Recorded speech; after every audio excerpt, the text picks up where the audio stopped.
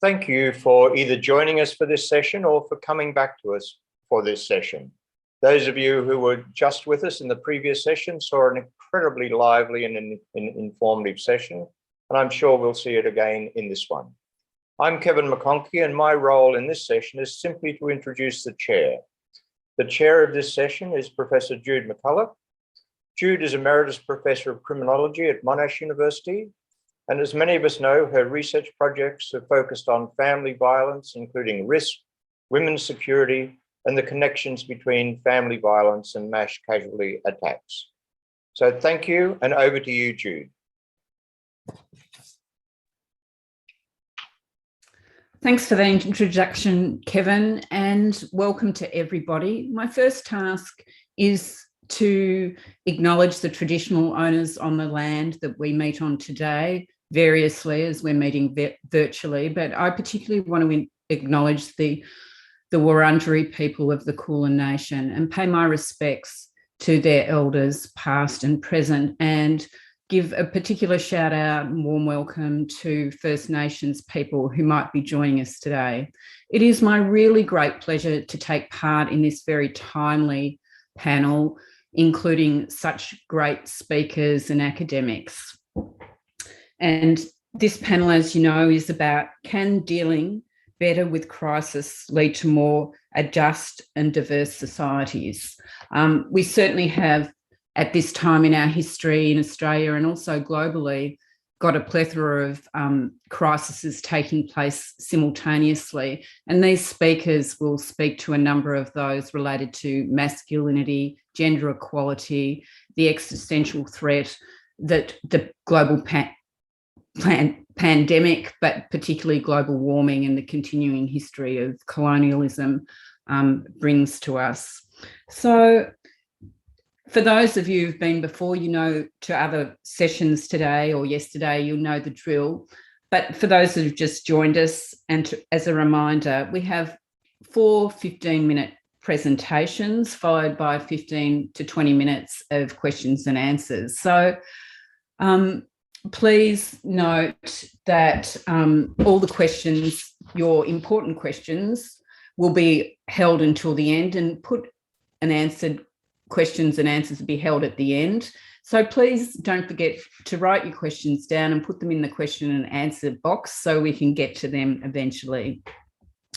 So my job is to introduce the speakers, and I'll do that right now. So we have Victoria Baranoff, who's an Associate Professor of Economics at the University of Melbourne, and her research explores how health, psychological factors and norms interact with poverty and economic development. And she'll be presenting, or her Victoria will be presenting jointly with Pauline, who I believe is going to start first.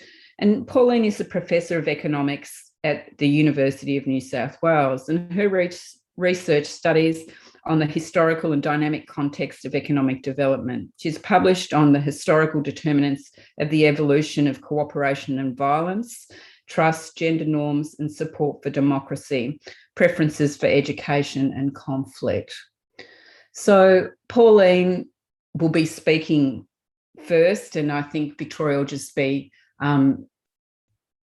joining her at the end. And the topic that she'll be speaking to for the next 15 minutes is historical roots and consequences on violence, health, and minority politics. So over to you, Pauline.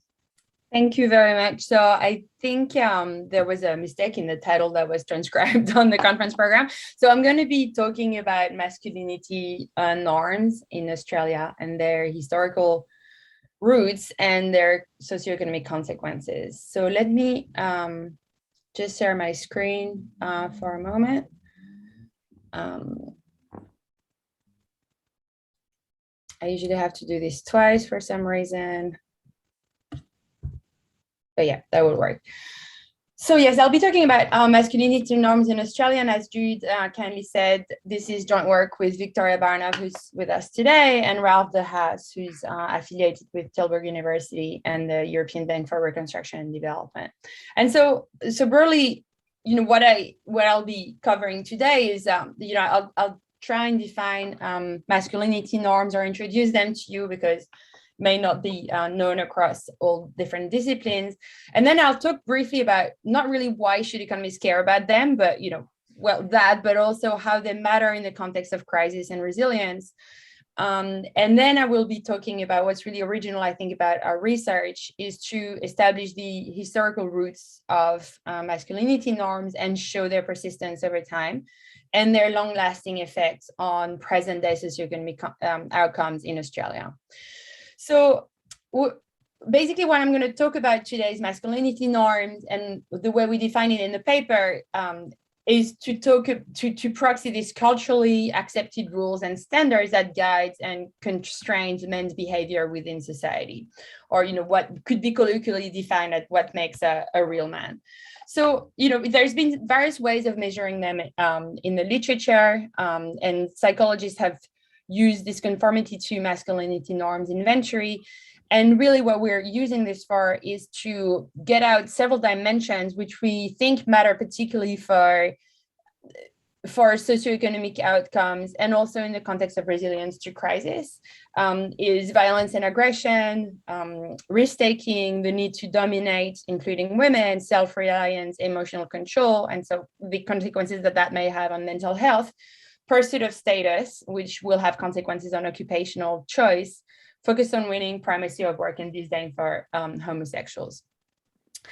So why should we care about them? And here we sort of list different dimensions in which masculinity norms can have various effects. So the first dimension which masculinity norms can have an influence on is labor markets. So there's been a lot of work by economists looking at what we call occupational gender segregation, which basically means that men and women systematically select in different occupations. And there is gender identity value attached to different occupations.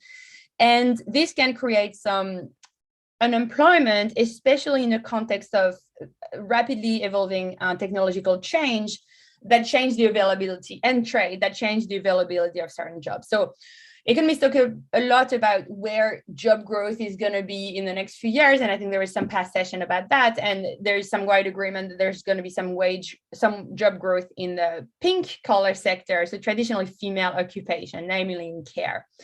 And masculinity norms can have an impact on resilience to technological change and trade because these norms, by dictating the kind of occupation that men want to do, may prevent them from doing certain types of occupation.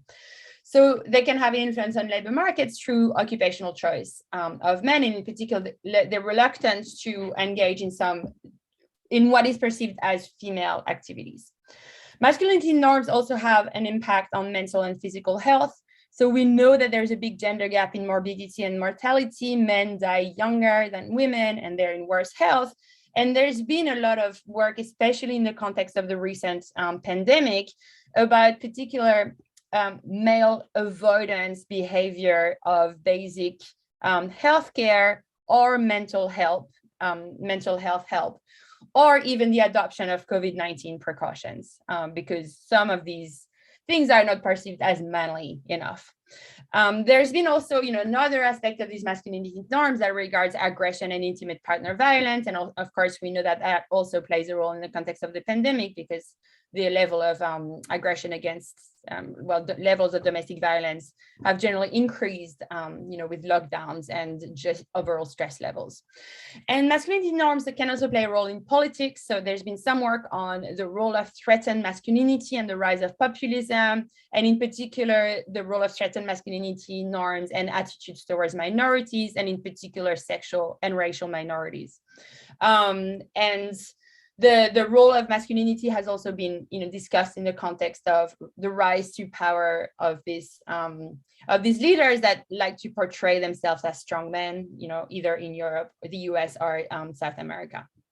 Okay, so the real contribution of our work is to establish the historical circumstances that can affect the rise and persistence of masculinity norms through the influence of these historical circumstances on the relative return to stereotypical masculine behavior and identity.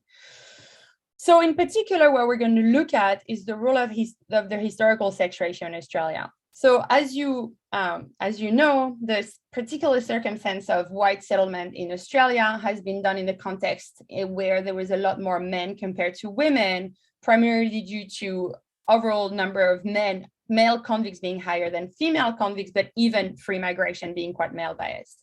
And so we know from other disciplines that the sex ratio, so the relative number of men to women, is a key driver of male-male competition, and it's been established in other species that it affects a number of outcomes, including risk-taking, violence, control over dominated individuals' reproductive opportunities.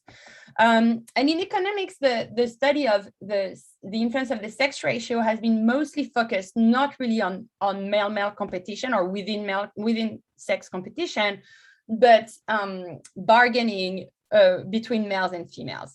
So I've done some work and with my co-authors, and other people have done some work looking at the influence of sex ratios on female outcomes, so intra-household bargainings and female labor force participation. But the role of sex ratio among humans and the influence that may have on outcomes through their influence of male-male competition has received a lot less attention in the social science. So here, if you want the sort of broad model that we have in mind, is that during the 18th and 19th century, during white colonization of Australia, there was an imbalance in local sex ratios with a lot more men compared to women. That influenced local male-male competition, which then in turn shaped male behavior, which persisted over time and materialized through a set of masculinity norms in present-day Australia, which keep on shaping outcomes in the present day, including violence, occupational choice, and mental health outcomes. So what we find in the paper, we relate present-day outcomes to the sex ratio historically, so which we measure through the historical census. And we find that historically where there was, and we rely particularly on the convict sex ratio, because this is a more exogenous driver in the sense that convicts didn't choose where to settle.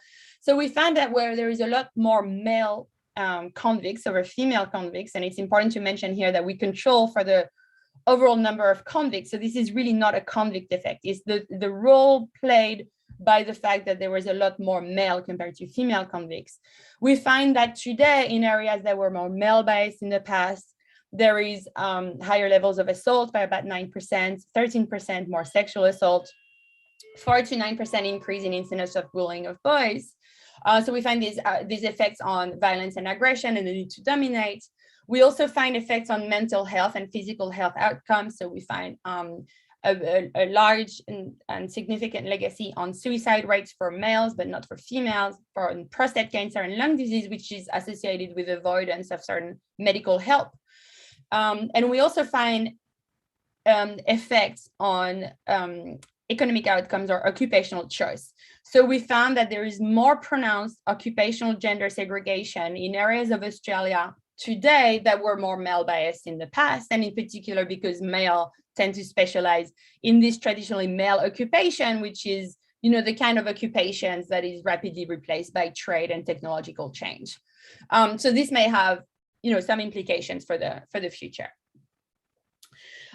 We also look at political outcomes and manifestations of these masculinity norms, and to do this, we use the results of the 2017 referendum on same-sex marriage. And we find that in areas that were more male biased in the past, again, we find lower support for same-sex marriage. And we verified that this is not due to different political attitudes, because if we look at the vote share for Liberal, for the coalition versus Labour Party, we don't find any differences. But on specific issues having to do with the rights of minority, we find a persistent effect of this historical sex ratio. Okay, so I'm just gonna, briefly try and summarize the methodology that we adopt. So we really go back to these historical circumstances that led to an imbalance in the number of male to female settling in Australia, and namely, male and female convicts. So as you know, Australia was a British penal colony, and there is estimates that there was in total about 133,000 convict men against only 25,000 female convicts. So there was a large imbalance among convicts.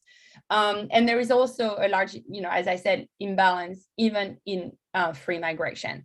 And this is something that lasted for a while, and that may particularly matter in the context of Australia, because it was the early days of white settlement in Australia. And so it was, in a sense, a critical juncture in history where norms could get established and then become crystallized over time.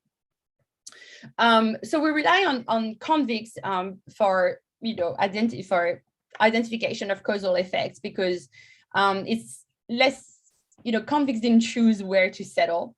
And in the sense, that we have a quote in here by Meredith that said that the spatial allocation of convicts male with respect to convicts females was kind of like a mere lottery with regard to the condition of the convict. So as you know, these convicts were not hardened criminal, and they were pretty much randomly allocated across Australia. So we can use the resulting variation in convict numbers. So when we look at the first historical census, or almost the first historical census in each state, to go back as early as possible to where convicts were a larger part of the population. And these maps give you an idea of a geographical variation in convict sex ratio. So, there's wide variation. It goes from 1.27 men for every woman to 219 male for every female. So there is a lot of variation over space. And, reflecting what the quote by Meredith was saying, there is variation over space that's not systematically correlated with, say, distance to the shore or presence of mineral resources. So this is just the table summarizing the results I've already told you. What I want to say here is that we have in all our specifications state fixed effect. We control for the presence of minerals, distance to the shore. We control for other historical controls, such as the overall population or the overall number of convicts. So this is really not capturing a convict effect, but instead the number of male to female convicts. And we also have specification in which we can control for present day outcomes, such as religion, income, or economic specialization. And we do find these robust effects on assault, sexual offenses, suicide, preventable disease, rates of prostate cancer and lung disease. And then this occupational gender segregation outcome. So we find that there is more men specialized in traditionally masculine occupations, and lower votes for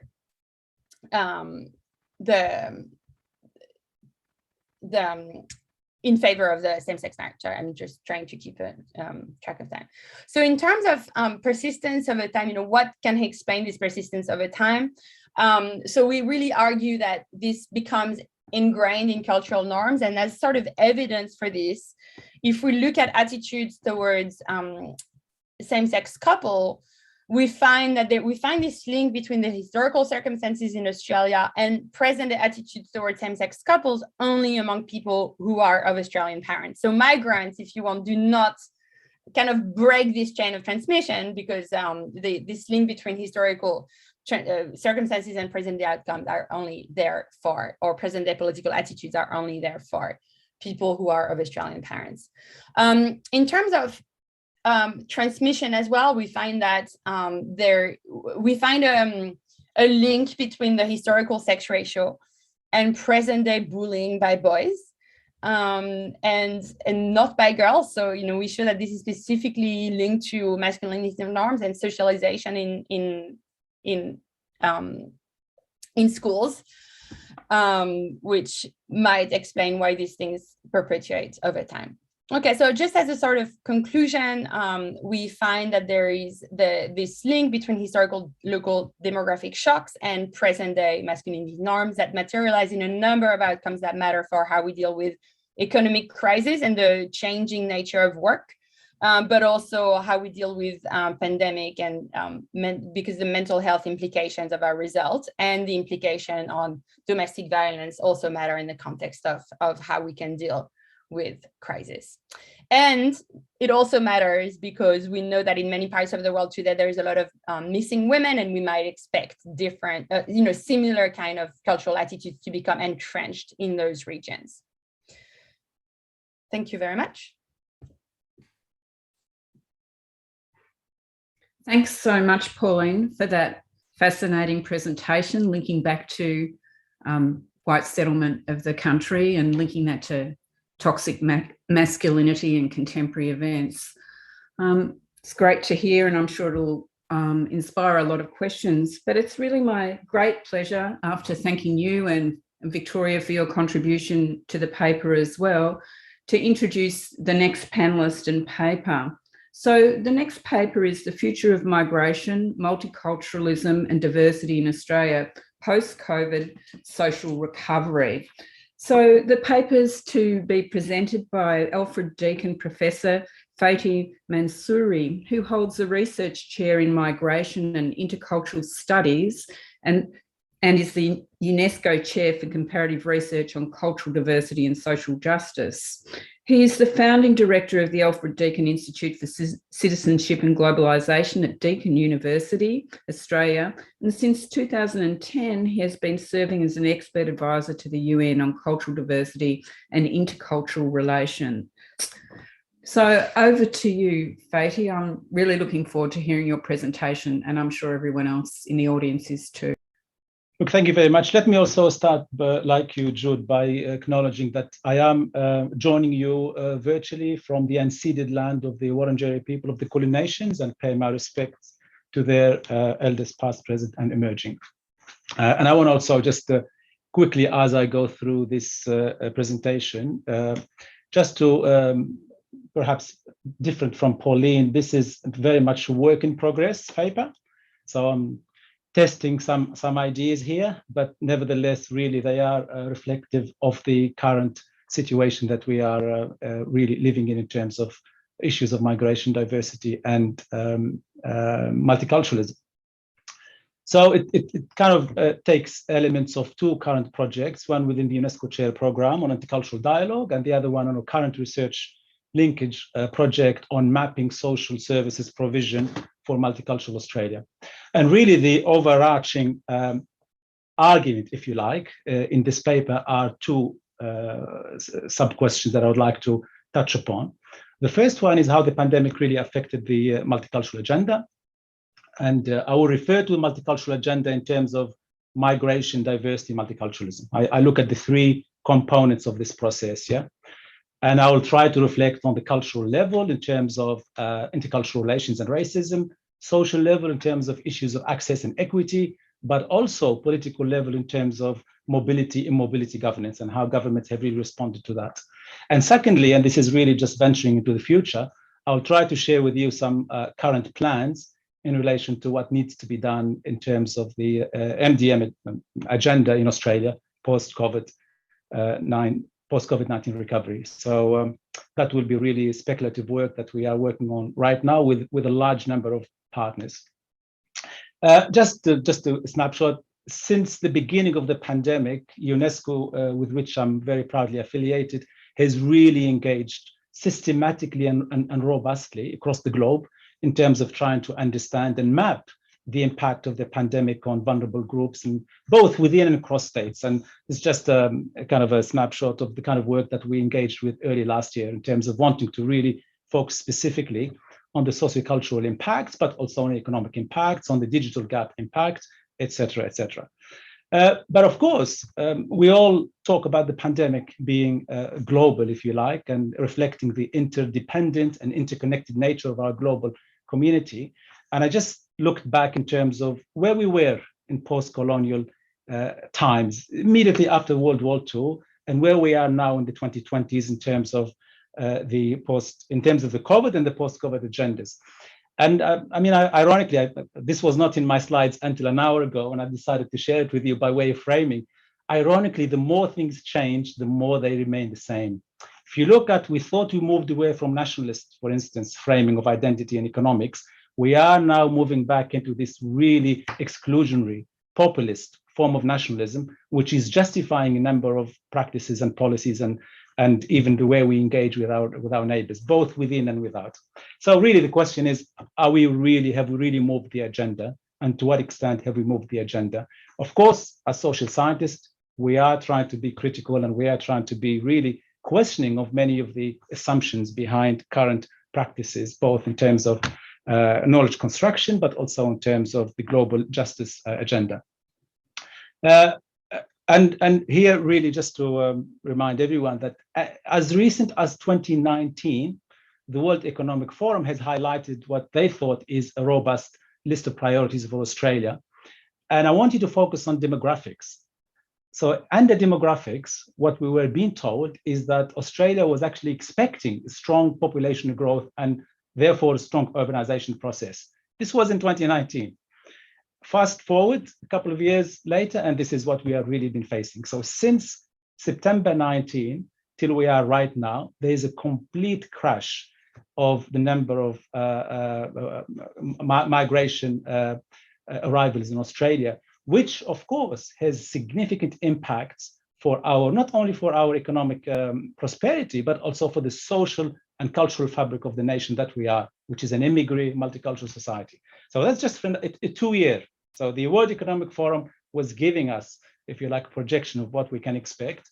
And fast forward 2 years, and all of a sudden, because of the sudden shock of the pandemic, we end up with a situation where we are now will take us 20, 30 years to recover, even to levels that we were expecting to reach. But as social scientists, we are really struggling, if you like, to come to grips with how we frame this pandemic, how we frame the notion of crisis. And I think we all agree that yes, the disruption has been, and the devastation has been really unprecedented. But in my view, and many colleagues' views that we've heard from in this forum, but also in other forums, we think that the framing of the crisis has more to do really with a problem of governance and political leadership, much more than it is a problem of epistemological or even epidemiological response. Because within a very short space of time, we managed to come up with vaccines which have been safely administered globally. But really what we have seen, on the other hand, is more or less leadership left really wanting in terms of the way we responded. And we'll have some examples to share with you in a minute. And that has really manifested in the asymmetrical experience of the crisis by many vulnerable communities. And I don't have to read to you this initial Human Rights Watch report on how those who tended to be most negatively impacted by the pandemic are people who are already marginalized, excluded, people who depend heavily on informal economy for earnings. And of course, we will see that in Australia in relation to temporary migrants, international students, and the likes, who have been disproportionately impacted in negative ways by the pandemic. So there is that asymmetrical experience of the pandemic that we should never lose sight of. But from our point of view, of someone who's really interested in race relations, who's really interested in cultural diversity, one of the key problems of the COVID is how it really fed and led into heightened levels of racism and xenophobia. And this is a piece of research that we published recently in Ethnic and Racial Studies that looks specifically on the link, I shouldn't say correlation, between COVID racism and new forms of exclusionary nationalism. And both, there is an exacerbation of current situation of race relations, but there is also an exacerbation of race relations that is taking place specifically in the context of populist and ultra-nationalist, if you like, ideologies. We've seen that, of course, with Trump, and we're seeing it now in a number of societies where that form of nationalism is really driving a wedge into the diversity agenda. The impact on migration, diversity, and multiculturalism in Australia, we've seen, of course, and we like to characterize Australia as historically a successful multicultural societies. We've always, if you like, bragged about that internationally and comparatively. And to some extent, the data supports that. If you go back and look at the data we collect through the ABS on race relations, it has been consistently quite positive. But of course, it is not consistently positive for all groups of societies. And here I'm sharing with you some of our recent research, ARC research, that looked into this kind of anomaly between overall support for multiculturalism, but disproportionate negative impact on specific groups. So here, for instance, one of the indicators is the extent to which people think Australia is a successful multicultural society. You see that by and large, the great majority of Australians think that, yes, we are a multiculturally successful society. And you can see that that kind of response is even higher among non-English speaking backgrounds. But when you dig a little bit deeper and you try to break it down in terms of specific communities, then you see that, and here we're looking along the axis of faith adherence, if you like, you see that, and we list 4 large faith communities, you see that one particular community is 4-fold or 5-fold experiencing adverse negative racialization in comparison to other groups. And that always tells you there is something systematically and institutionally problematic in the way we've gone about really dealing with migration, diversity, and multiculturalism in this society. Mindful of the time, I'm going a little bit fast here, I do apologize. But what we also want to talk about really is, so what are those fault lines that the pandemic has uncovered and exacerbated, yeah? And so we'll look at those fault lines in terms of course, increased racial vilification, but specifically targeting Asian, and more specifically targeting Chinese Australians or Chinese residents in Australia.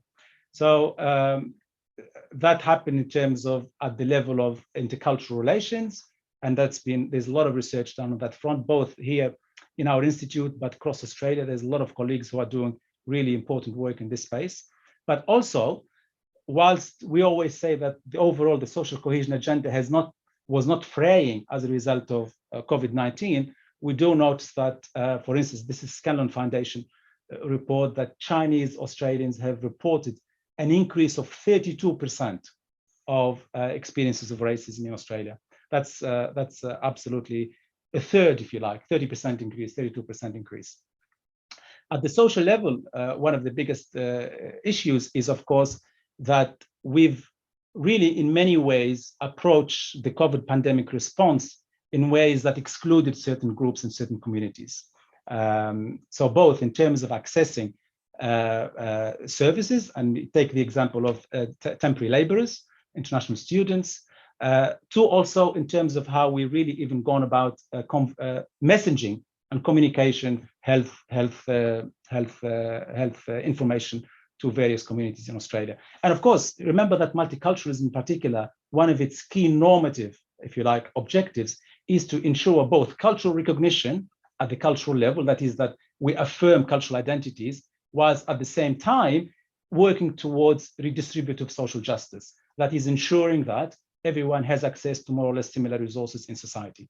And that, of course, has not happened in Australia. And we have many reports, including some of our linkage partners, the Ethnic Communities Council of Victoria, which have highlighted the intersecting nature of these inequalities in society. And just to share with you this nice graph, where you can see that the 3 key negative impacts that affected multicultural communities in general related to social isolation. They were much more further isolated than other groups. Financial well-being, they suffered disproportionately negative impacts, and also loss of employment during the pandemic. And of course, there are examples of labor migrants, and I will just don't have to spend too much time on this, even though Australia is really only second to the United States in terms of relying on labor migration. But those people who come, again, research done by colleagues show that disproportionately Asian workers of Asian background suffer disproportionately higher levels of discrimination.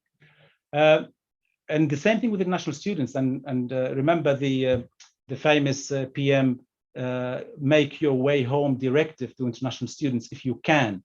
That dehumanizing rhetoric has really left, if you like, a lasting impact in terms of our capacity to show at least that we are trying to be treating international students with any sense of dignity. Where does this leave us? The intergenerational report that was released recently has really drawn a very neat, if you like, relationship between the pandemic, a slower migration, and an impact on our economic outlook. And you can see it there in numbers. There's absolutely no doubt that if we do not manage the current situation effectively in terms of how we look at migration and mobility, then our not only economic prosperity, but the social fabric and the social makeup of Australia will suffer enormously in the future. It's for this reason specifically that I mentioned earlier, we've been working for probably coincidentally, just prior to the pandemic, on trying to understand emerging disruptive social transformations and how they will impact the future of migration, diversity, and multiculturalism in Australia. And the 5 key disruptive social transformations that we are really focusing on as part of a larger center of excellence bid that's been developed is looking at the geopolitical tensions in the region, looking at economic instabilities and social inequalities, environmental adaptation and immobility as drivers of forced migration, internal mobility and social diversification. And that is one of the key things happening right now, where many people are actually moving away from large urban centers and going to regional and in some cases even rural settings. And of course, technological disruption, which everyone agree, in particular AI and also automation, which will play a significant role in terms of how we envisage the way we work, live, and function in the future. So we're looking at that, we're looking at the drivers and new processes, new impacts, and the extent to which we can work across sectors to really achieve a new societal consensus on how we deal with migration, diversity, and mobility. Just some concluding observations, which I know I'm just about to finish my time. So despite intrinsic sociocultural, economic, and strategic value to the country, migration, diversity, and multiculturalism has been one of the first victims of this pandemic. And incidentally, it's not just in Australia, this happened across the globe. We looked at North America, Europe, it's exactly the same problems have taken place over there. So this pandemic has exposed and exacerbated some of those entrenched inequalities within societies in relation to diversity, but also across societies in terms of mobility and border controls. Another problem, which I didn't have time to talk about today, but I know some members of the audience probably will have questions, is the significant gap we have in relation to data collection for multicultural communities in Australia. And that has really impacted and impeded the way we responded in terms of health responses to the pandemic. And I've talked already about the disproportionate adverse impact on certain groups. So really, just to finish off, I think to this end, the multicultural and diversity ethos, I call it the 3 R's. I've been wanting to mention this and share this with you, are really referring here to the cultural, that's recognition at the cultural level. It's the redistribution at the economic level and the representation at the political level. So those 3 R's, which really hold the multicultural ethos, if you like, nexus, will provide a crucial ethical glue in developing and shaping a post-COVID social future of how we live, work, connect, and engage across national, ethnic, and cross-cultural lines. And I'll stop there, Jude. I think I've just hit my 15 minutes, so apologies for that. No, thank you. You were almost spot on time. So thank you very much for that presentation. I've really heard the term shadow pandemic used, but exclusively, I think, in relation to gender violence and its connection to the pandemic. It's really interesting to hear you talk about another dimension which might also be considered a shadow pandemic. So thank you for your presentation. I'm sure there'll be lots of questions and follow-up. But it's now my great pleasure to hand over to our third speaker, who'll be talking about sharpening the lens on gender inequality and moving beyond homogeneity. So Professor Janine Baxter is the Director of the Australian Research Council Centre of Excellence for Children and Families over the Life course in the Institute of Social Science Research at the University of Queensland. Janine has research interests in social disadvantage, gender inequality, family dynamics, life course, and longitudinal studies. So I'm very happy to hand over to Professor Baxter right now to hear your presentation. Thank you. Thank you very much, Jude. Let me just share my screen as well. So thank you very much for the invitation to speak at the symposium. And I would like to also start by acknowledging the traditional owners of the lands on which I'm coming to you from, the Turrbal and Jagera people, and pay my respects to their ancestors and their descendants. And of course, acknowledge that they continue spiritual and cultural connections to country. I'd also like just to take a moment to acknowledge the passing of Stuart Mcintyre yesterday. Stuart was president of the Academy when I was elected back in 2009. So I was saddened to hear this morning that he passed away yesterday. So look, I'm going to be talking to you about my research interests in gender inequality, and the presentation that I've put together has been done jointly with one of my postdocs, Alice Campbell. I'm not quite sure how long it will take me to get through this, but hopefully not too long. So I want to start off with the puzzle, and we talked about it a bit earlier today in the presentation by Marion Baird. What we know for Australia is that our global ranking in terms of gender equality, based on a ranking produced by the World Economic Forum, shows that Australia has dropped from 15th in the world in terms of gender equity in 2006 down to 50 in 2021.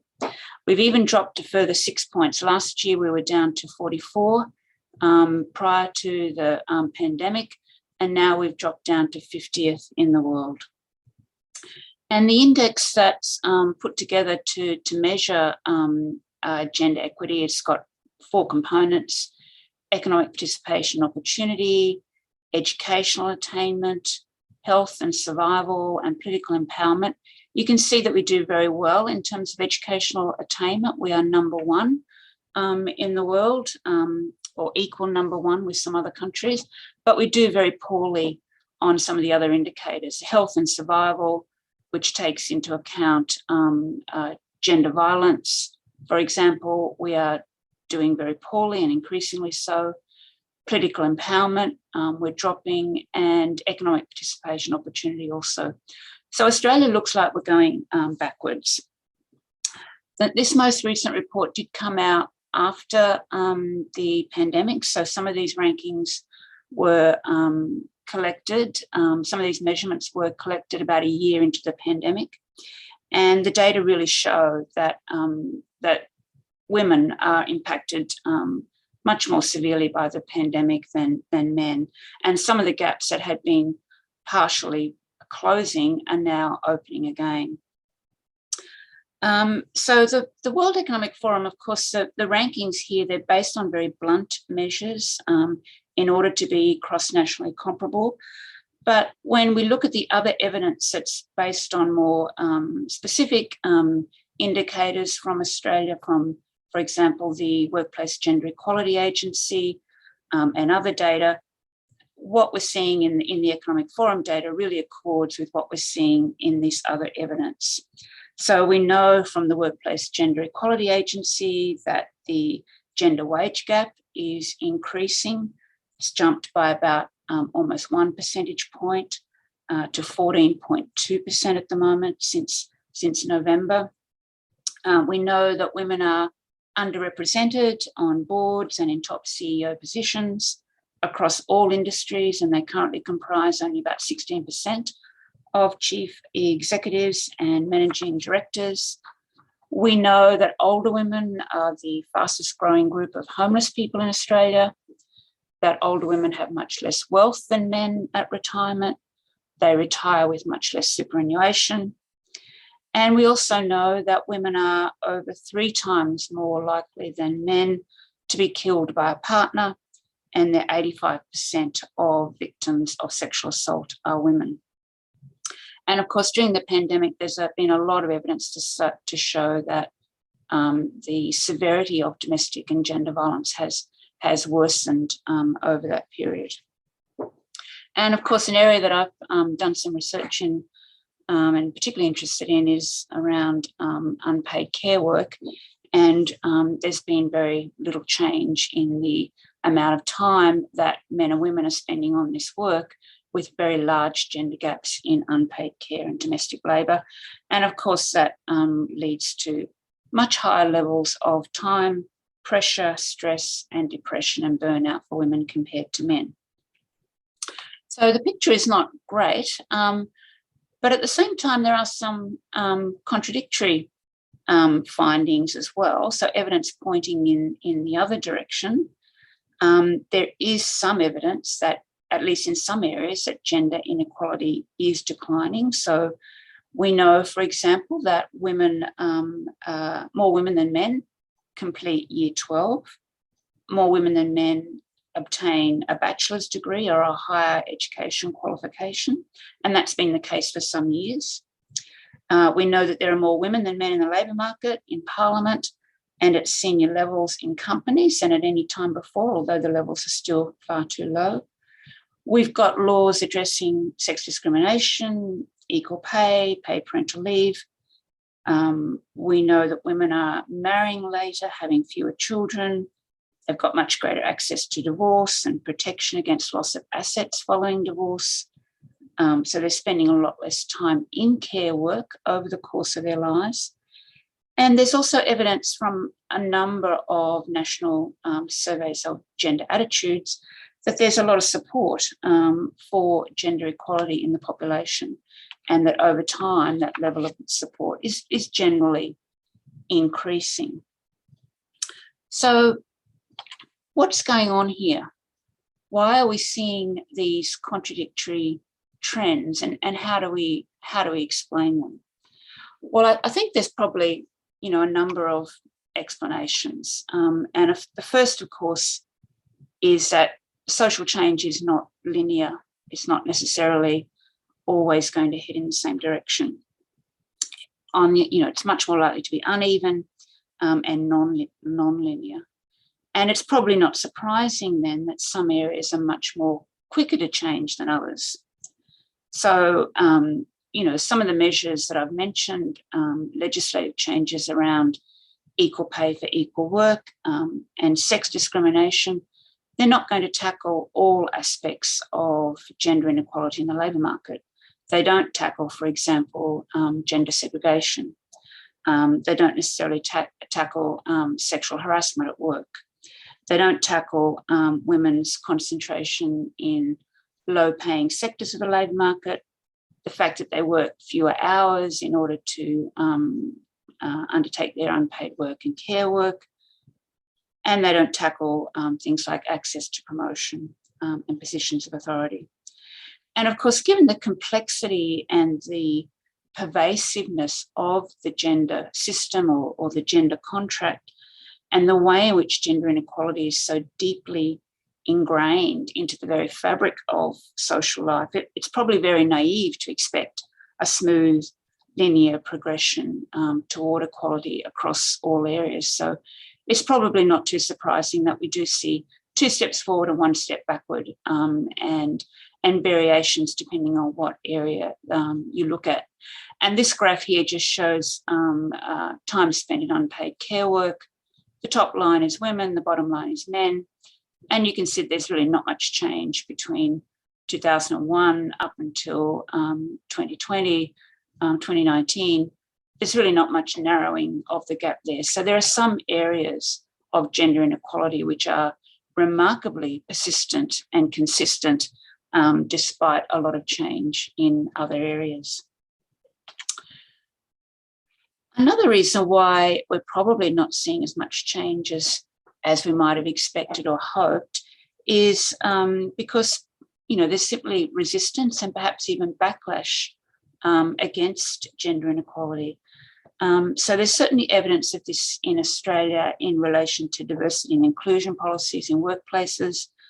In a 2020 report by the Male Champions of Change, they cited evidence of gender fatigue, concerns about the demise of meritocracy, reverse discrimination, the rise of identity politics, and views that gender equality strategies are a zero-sum game in which women are the winners and men are the losers. And at a more global level, at the 2018 United Nations Human Rights Conference, there was a paper reporting that since the conference in Beijing back in 1995, in Beijing 25 years ago, many of the hard-won victories for women, particularly in the area of sexuality and reproduction, gender-sensitive education, and gender-based violence are at risk. So there is evidence of not just resistance to change, but also backlash. And I guess some of what's been going on in the US, in Texas around abortion rights, some of the changes to legislation in the US is perhaps an example of this. Thirdly, there's of course a lot of evidence that global economic and health events like COVID can undermine progress toward equality. And as I said earlier, the Global Economic Forum report shows that some of the gender equality gains that we had made prior to COVID have slipped backwards. So recessions, pandemics, political upheavals, and these kinds of changes can undermine, sometimes inadvertently, sometimes quite advertently, progress toward gender equality. And although Australia's fared pretty well compared to other countries in terms of economic well-being during the global financial recession, we've got a very stable democracy compared to some other countries. We've had far fewer deaths as a result of the COVID pandemic compared to other countries. But the impact of these global disasters on gender inequality are evident. And of course, the COVID-19 pandemic is a pretty clear example of how a pandemic of this nature can really turn around gains for women. So women have been overrepresented in some of the service sector areas where industries have closed, occupations, there's been high levels of unemployment. So tourism, retail, service sector positions, women have fared much worse than men because of their concentration in those areas. And there's also, of course, evidence that the pandemic has led to increased earnings gap and, more insecure work and employment conditions for women. And although women are at the front line with a lot of these service industries dealing with the pandemic, like nursing and aged care staff, there's certainly been no evidence that their status or their recognition has improved as a result of the pandemic and the work that they're doing. In fact, there was the example earlier this year in Melbourne of healthcare workers being advised not to wear their uniforms on public transport for fear of abuse on their way to and from work. So perhaps not surprising that gender equality is not leaping forward as we might like, but what can we do as social scientists to turn this around? And I've got a number of suggestions. So the first is simply to keep the issue on the research, policy and public agenda. I think gender equality is on the agenda, but I often receive advice about some of the research that I do around housework and care work and work-family balance, that it's a little bit old-fashioned. It's not really a cutting-edge topic. There's not really the key interest in it that there once was. And so I think for some, gender equality is not a fashionable topic anymore in the way that it once might have been. I strongly disagree with that. And I would say that research on social issues should do its best not to be guided by fashion, and rather to continue to focus on what's important and what's an increasing problem, not just for women, but for everyone. The second point that I would make is that we need to ensure that the research is high quality, of course, rigorous, theoretically informed. And on the one hand, while that's quite obvious, it's not so easy to do. And often what we see is a lot of research that's published is very descriptive, it's very analytically light, and it relies on pretty outdated theories and concepts. And one of these outdated concepts might be the concept of gender itself. Gender is increasingly recognised as a non-binary category, but a continuum.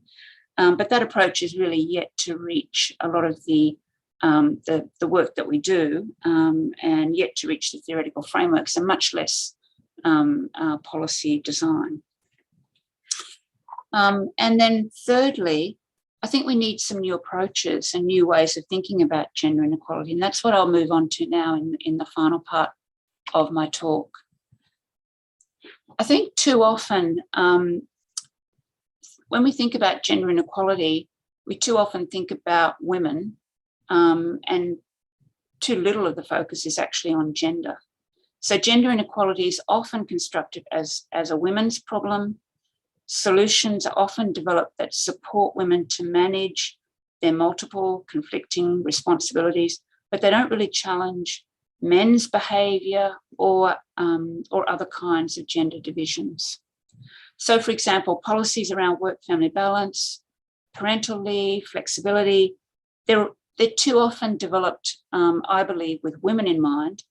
And not surprisingly, it's usually women who take up those kinds of policies and opportunities, and then, of course, find themselves falling behind and not able to manage the competing demands.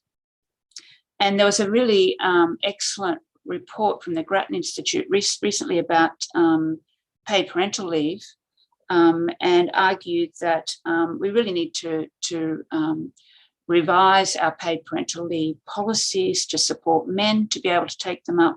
At the moment, men are only entitled to about 2 weeks of paid leave, and revising that kind of a policy, making it much more acceptable and legitimate for men to take parental leave and not just women, would not only support women to remain attached to the labour market, but would also support men to be more involved in children, in childcare and family life, and that would inevitably lead to a fairer and more equitable society with many flow-on effects, not just for women and children, but also for men.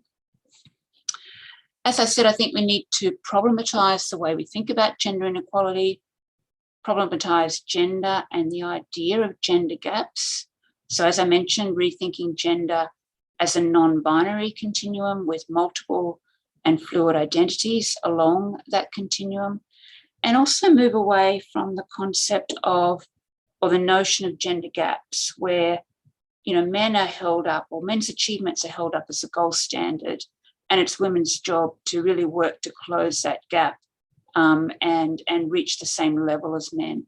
So I think rethinking how we think about gender and how we think about equality means moving away from these traditional notions of gender and traditional ideas about gaps, and men's achievements being the gold standard that women need to strive for. I think we also need to be incorporating heterogeneity and intersectionality into our theories and policies. What works for some groups won't work for others, and we really need to take diversity seriously.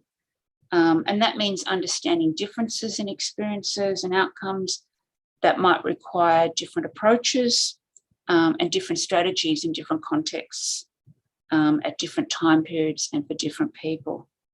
And the issues constraining gender inequality for migrants, Indigenous people, young people, refugees, people of diverse sexualities will vary across time and across place. And it's important that we recognise that the solutions for people in one time, context and social space may not work for everybody. And then finally, I think we need to be thinking. Sorry, Janine, we're really running over time now. So if you could wrap up, I'd be very grateful. Thank you. All right, thanks, Jude. This is my final slide. I think that we need to be thinking about change at both an individual and an institutional level. So by institutions, I mean education systems, welfare systems, labour markets. And I think that change at the institutional level will drive change at the individual level and vice versa. And we need to work at both levels and recognise that we need to create the cultural and the institutional environments that enable men and women to make changes in their own lives. All right, sorry, Jude, I didn't mean to go over. I'll stop there. Thank you very much. So think we better move along so the last but not least speaker has an adequate amount of time, but thank you very much for your talk on gender inequality. But our finest speaker today is Professor Lee Godden. And Lee today is going to speak about a duty of care and decolonising governance, new models for environmental and climate change challenges. So Professor Lee Godden is currently Director, Centre for Resources, Energy and Environmental Law, Melbourne Law School. She's researched the interface of environmental law, resources and energy law with Indigenous people's rights to land and water for many years. Her current research focuses on resilience, energy law systems, culturally appropriate economic development and COVID-19 waste management. So without any further ado, Professor Lee Godden, I'll pass over to you. Thank you very much. Jude, wave at me when I'm 1 minute to go. Thanks very much. Thank you to the Academy for this invitation. I'd like to acknowledge the traditional owners of the land and waters on which we're all situated. I'm on Dja Wurrung country. I pay my respects to their elders past and present and to those Aboriginal and Torres Strait Islander peoples present today. I'm going to begin by sketching out a crisis that many of you will be familiar with, and that is an intertwined problem of biodiversity loss and climate change. And essentially what I'm arguing is that while we have these intertwined crises that of climate change being high profile and politically volatile, the biodiversity crisis is very much a silent crisis and really gains policy traction. Nonetheless, what I want to argue here is that the two are intertwined and that both suffer from a failure of the nation state to effectively see the crisis. And that has a common institutional and knowledge platform that is deeply ingrained in what I call the socio-political processes by which Australia became a nation. So let me now turn to some of the data and trends that I want to cover in relation to that crisis. I think, as we all know, the IPCC has warned that we're likely to reach 1.5 degrees Celsius of global warming in 9 years. That fact has not meant that the federal government had substantial new commitments to make when it went to the COP26 that was recently held in Glasgow. Indeed, Australia is likely not to meet even its modest emission reduction commitments.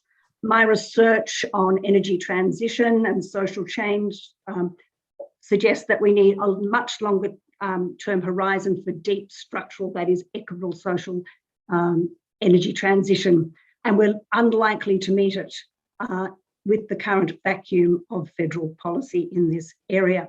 Nonetheless, what we see is actually what we might call hand waving towards an uptake of technology. So technology will solve the crisis for us. Much of that technology is currently underdeveloped. I'd also like to say that the import of that technology comes with a particular package of knowledge practices that will be my focus for today. And then turning to biodiversity, our trends there are not encouraging. Australia ranks second in a UN report recently on species extinction since 1700. That is the period of first European contact and colonisation of a land characterised by Indigenous communities that share a very strong connection to country. So what's going on here? We have a failure at a number of levels, and that failure tends to centre around the fact that our main policy platform, ecologically sustainable development, is simply not driving outcomes for ecological protection, or I would say for human well-being to the extent that those are both conjoined. Now, has the COVID-19 crisis changed things?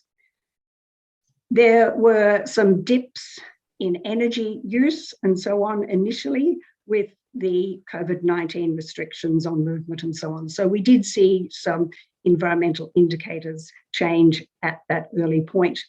But if we look overall, things have not appreciably changed. There has been a return to conventional forms of infrastructure spending, and we really don't see appreciably an advance, and certainly we don't see that rhetoric of build back better has particularly been achieved.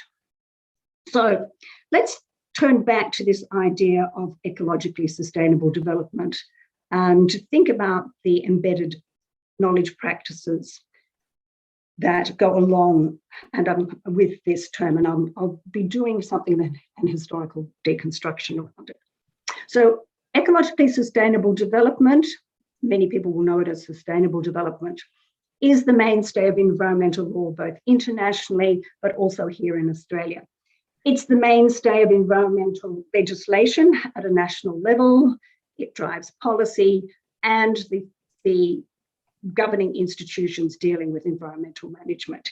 It's the objective to the Environment Protection and Biodiversity Conservation Act, the federal legislation, as well as much other legislation. However, it might be the objective of a climate or comprehensive national climate laws if we had those, but we don't have a comprehensive body of national climate laws at the moment. We have an emissions scheme that is voluntary and very much focused on the land sector. So what is this problem with ecologically sustainable development? The concept is embedded in an idea of balance. That is that there will be a balance between environmental requirements and development.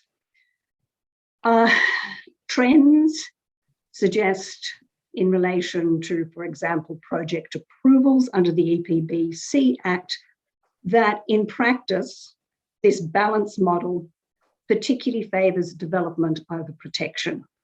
And that is particularly the case for biodiversity protections, which I would argue often get sacrificed in a trade-off where we might see some environmental protections in place, some conditions on development, if you like, but nonetheless, the general trend is that we actually see project approvals going ahead and development taking place.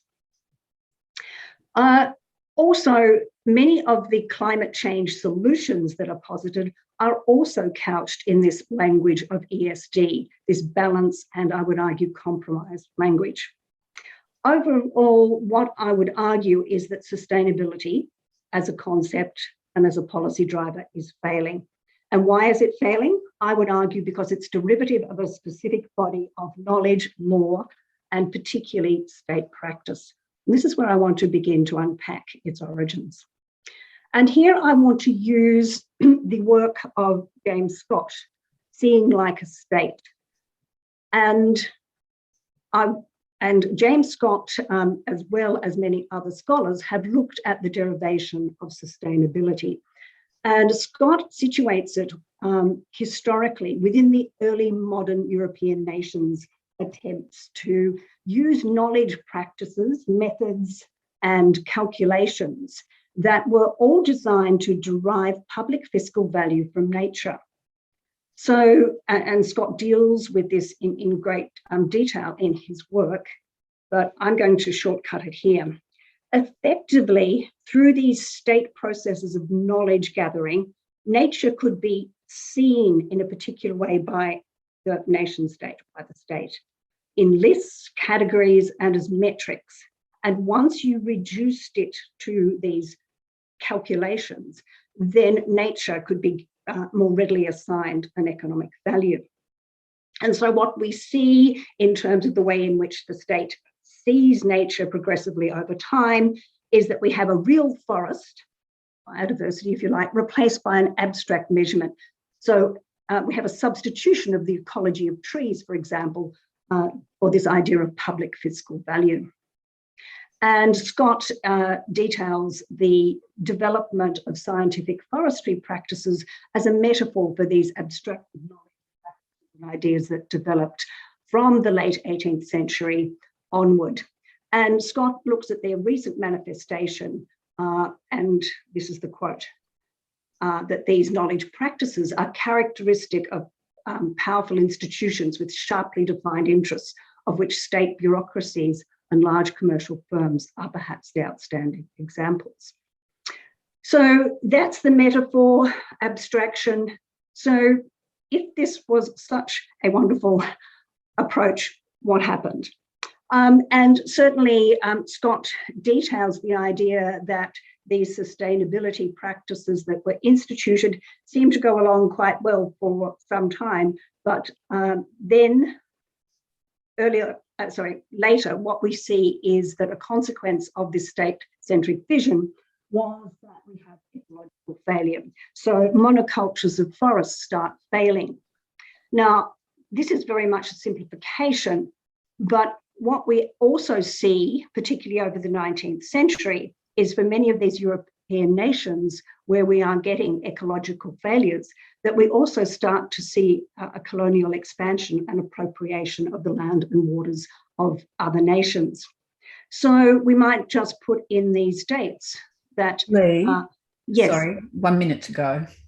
Okay, is that we actually see the colonial appropriation. I've just been given 1 minute, so I think I'd better just move to just conclude here. So what I'm suggesting is that we need to redo our understanding of the ways in which we have states seeing public fiscal value. I want to revision that sustainability as a state knowledge project. I want to think about the current crises and national trade-offs that are occurring around sustainability, and really start to think about the ways in which we might change that narrow conception of value and start bringing in some idea of those future costs. Modelling at the University of Melbourne suggests that the climate change costs in the next century will far outweigh the COVID-19 economic shocks. And ESD seems very ill-equipped to do that. So what are we going to do? Pathways. First of all, introduce and extend and expand our partnerships, bring in Indigenous knowledge structures to realign our ideas of ESD. I have a slide of the Dajah Warang corporate entity that's involved in environmental restoration. We need to decolonise knowledge, and I've given some hints there on that slide now. We also need to look at the climate litigation that is occurring and to start to think about how we reimagine that ESD duty of governments. So we're getting a lot of push at the moment. There are growing levels of climate and biodiversity litigation occurring. We've had a seminal decision in Sharma and the Minister for Environment, where there was a duty posited that the federal minister should have regard to the risks of climate change in making decisions for a coal mine approval. And so we are starting to see this push. This has been informed by feminist scholarship, for example, around reworking ideas of duty of care concepts. So we've got this push happening at this time. I see the social sciences are particularly well placed to make a contribution to those two pathways of decolonisation and reimagining that ESD duty. And I'm not naive enough to think that this is going to happen overnight, but I certainly think that we need to address some of these embedded knowledge traditions that have been garnered around this concept of ESD. I think I'll leave it there. Thank you. Thanks so much, Lee, and thank you for putting up with me interrupting you. No, it was fine. I'd like to thank all the speakers, and we'll give them a round of applause after they've sat through all the questions, I think. But we've now got about 10 minutes before we go to a break. And The question and answers or the chat function is open for you to ask questions. But I'd like to start by saying it's interesting that the title of this session is optimistically about can dealing better with crises lead to a more just and diverse society. If we were looking through the lens of the talks that have been given, we've heard that the current crises around the pandemic, around global warming, etc., have actually not been dealt with very well at all, and as a result are leading to less socially just, diverse societies. So that I'm going to look at the questions that have been asked. This is a question for you, Faty.